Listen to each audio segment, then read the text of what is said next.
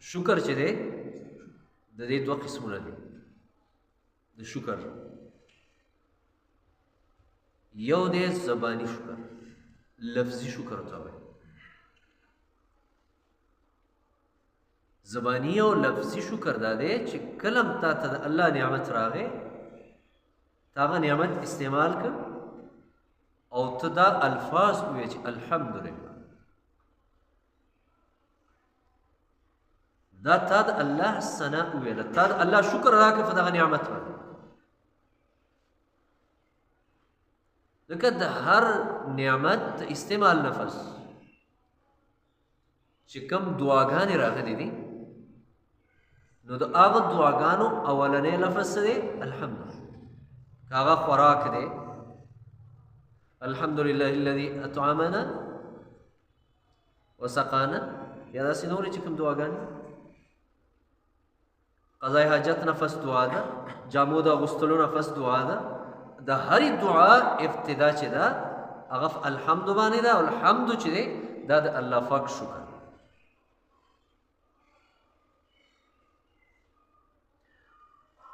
او عملی شکر دا دی دویم قسم د شکر، عملی شکر. عملی شکر دا دی چې دا کم نعمت الله پاک تعالی درکړی دی چې په دې نعمت کې ته الله راضي کړي او د الله مخالفت پرې ونه کړي. ستا په بدن کې کوم نعمتونه دي؟ سترګې دي، غوږونه دي، دماغ دي، لاس دي، خپې دي، ژبه ده،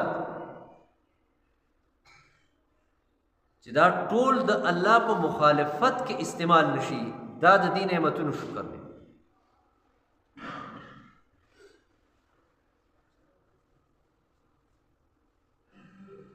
مال یې درکړی،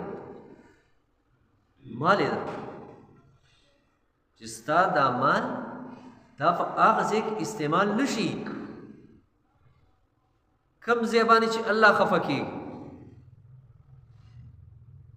الله یو څیز منع کړی دی چې مال به دې ځای کې نه لګوئ. الله دا منع کړي چې د دې ځای نه مال ګټئ نه، او ته په دې مال کې د الله مخالفت کې ګټیم د هغه ځای نه چې کوم الله منع کړی دی، او لګیم په هغه ځای کې چې د کوم نه ته الله منع کړی.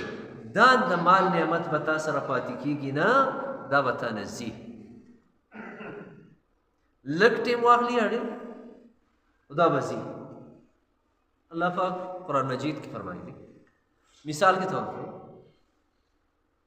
یو د الله مخالفت څه دی؟ دا سود دی، سود دی. او دا د الله داسې مخالفت دی چې الله د یو مخالفت د یو ګناه په باره کې دا نه دی ویلي چې دا انسان دی زما جنگ ته تیار شي او زما د رسول جنگ ته دی تیار شي.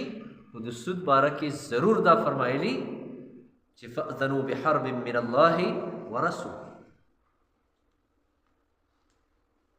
الله فرمایي چې سود نه قلاریږي نو بیا د الله او د الله د رسول جنگ ته بیا تیار شي. الله رب العالمین قرآن مجید کی فرمایلی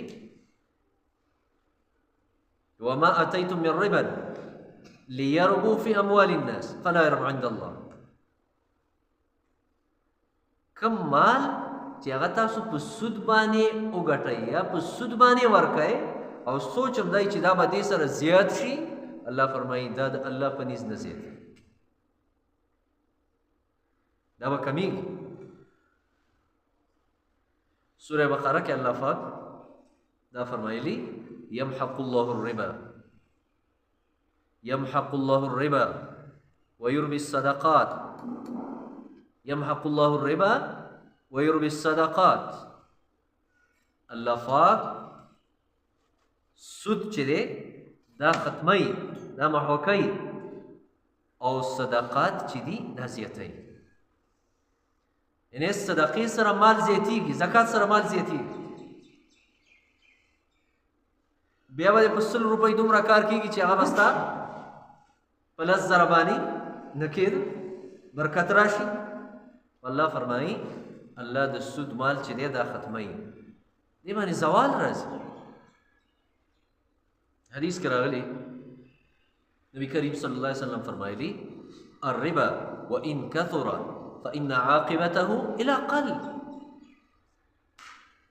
سود اگر چې تا ته زیات ښکاري، نبی کریم صلی الله علیه وسلم فرمایي د دې انجام هغه کمی طرف ته روان، کمی طرف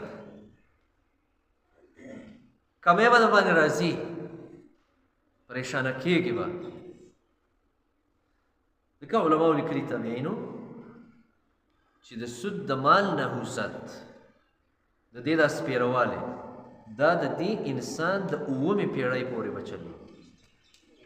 د دې دا کمی او نحوست دا به د ده د 9مې پیړۍ پورې چلي. یو څیز دا شو مال په دې طریقه ګټل یا په دې طریقه باندې خرچ کول.